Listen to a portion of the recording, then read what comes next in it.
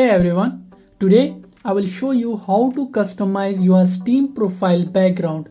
Firstly, open the Steam application. Navigate the profile option on the top right corner. Tap on the profile option.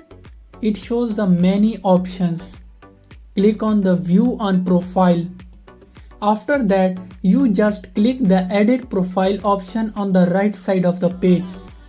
Editing page appears. Then click on the theme. Here you select the color which you want to apply.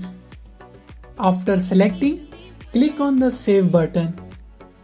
Then click on the back to your profile option to see the profile background. That's it. It's very easy to change or customize your Steam profile background. If you found this video informative, don't forget to like, share and subscribe to our channel for more informative videos. Until next time, goodbye.